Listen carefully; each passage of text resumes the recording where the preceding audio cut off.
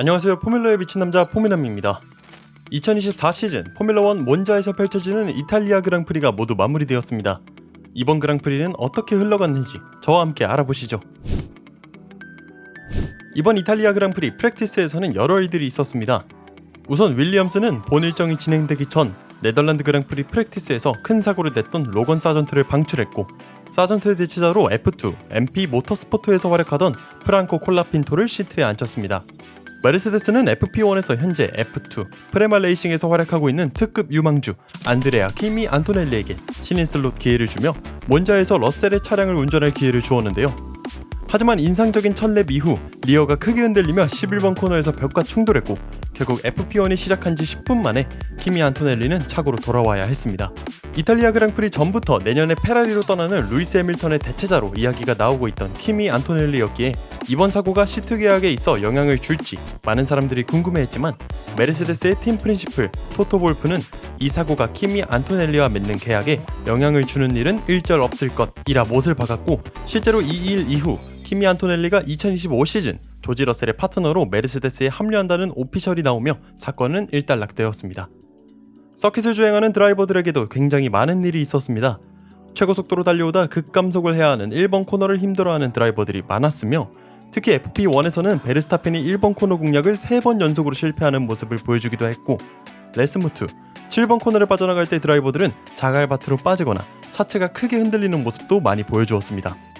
프랙티스의 지표로 볼 때 퀄리파잉에서는 맥라렌, 페라리, 메르세데스의 3파전이 예상되었으며, 놀랍게도 몬자에서 레드불이 생각보다 강한 모습을 보여주지 못한 것도 의외의 포인트였습니다. 퀄리파잉에서 가장 뛰어난 퍼포먼스를 보여주었던 팀은 당연히 맥라렌이었습니다. 맥라렌은 지난 시즌 이탈리아 그랑프리와 비교했을 때 약 1.5초나 빨라진 모습을 보여주며 그랑프리를 거치며 성공적인 업데이트를 가져왔음을 확실히 했고, 나란히 폴 포지션과 2그리드를 차지했습니다. 페라리와 메르세데스도 맥라렌과 약 0.1초에서 0.15초 차이로 인상적인 기록을 뽑아내며 3그리드에서 6그리드를 차지했는데, 문제는 바로 레드불이었습니다. 레드불 듀오는 폴 포지션을 차지한 노리스보다 약 0.7초 느린 랩타임을 기록했고, 이는 현재 레드불 차량의 상태에 문제가 있음을 모두에게 보여주는 바이기도 했죠. 베르스타펜은 퀄리파잉 후 인터뷰에서 Q1, Q2는 꽤 좋았으나 Q3에서는 밸런스를 맞추는데 어려움을 겪었고, 이전보다 언더스티어가 많이 발생해서 코너를 제대로 공략할 수 없었다. 전에는 이런 일이 없었는데 지금은 왜 이런 일이 생겼는지 이해할 수 없다 라고 말하며 아쉬움을 드러내기도 했습니다. 레이스에서 가장 뛰어난 퍼포먼스를 보여줬던 드라이버는 바로 샤를 르클레르입니다. 남들이 원스탑 전략을 생각했을지라도 실제로는 타이어를 관리하는 데 어려움을 겪으며 투스탑으로 선회했지만, 르클레르는 15렙부터 53렙까지 한 세트의 하드 타이어로 1분 23초대에서 1분 24초대의 랩타임을 계속해서 뽑아냈고, 이런 타이어 관리 능력에 힘입어 페라리는 홈 그랑프리에서 5년 만에 우승을 차지했습니다. 르클레르는 인터뷰에서 수많은 티포시가 우리와 함께 즐거워하고 우승을 축하하는 것을 보는 것은 행복한 일이며, 우승을 하게 만들어준 우리 팀의 모든 사람들에게 감사를 전한다. 오늘 같은 기세를 유지하기 위해 최선을 다할 것이다 라고 말하며 만족감을 드러냈습니다. 최전방에서 레이스를 시작했으나 결국 우승은 다른 팀에게 내준 맥라렌은 최종 2위와 3위로 레이스를 마무리 지었습니다. 우승을 못한 점은 아쉽지만 그래도 두 드라이버 총합 34포인트를 획득하는 데 성공했고, 컨스트럭터 1위인 레드불과의 격차를 더욱 좁혔습니다. 노리스는 레이스 후 인터뷰에서 정말 좌절스러운 하루였다. 페라리가 더 나은 레이스를 펼쳤고 그들에게 경의를 표한다. 우리는 원스탑 레이스를 생각했으나 레이스 중반 타이어의 상태를 보자 이 전략은 불가능해졌고 결국 투스탑으로 레이스를 마무리 지었다.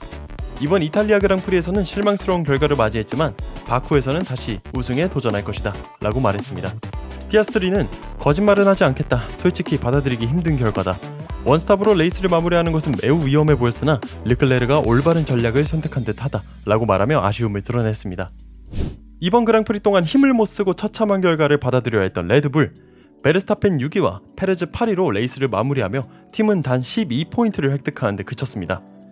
베르스타펜은 레이스 후 인터뷰에서 퀄리파잉과 레이스 모두 어려운 한 주였다.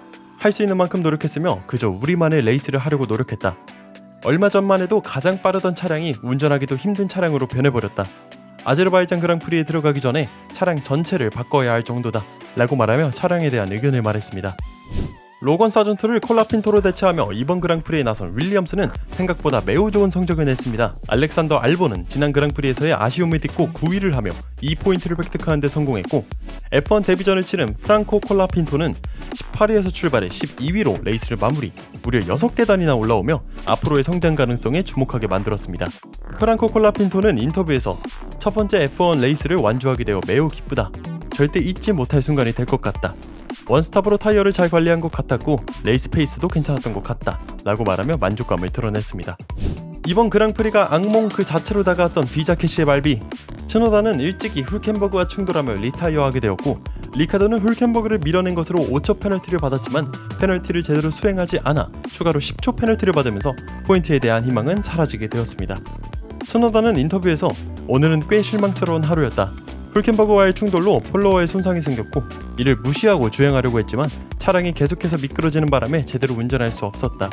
하지만 아제르바이잔과 싱가포르에서는 우리 차량이 잘 달릴 수 있을 것 같다 라고 말하며 아쉬우면서도 다음을 기약하는 인터뷰를 했습니다. 이렇게 몬자에서 펼쳐진 이탈리아 그랑프리 우승은 이곳이 홈 그랑프리인 페라리에게 돌아갔습니다. 후반기 두 번째 그랑프리가 마무리된 가운데 이제 각 팀들은 극악의 난이도를 자랑하는 바쿠시티 서킷으로 떠날 예정입니다. 과연 바쿠에서는 어떨까요? 또 다른 이변이 일어나게 될까요? 이상 포뮬러에 미친 남자 포미남이었습니다. 시청해주셔서 감사합니다.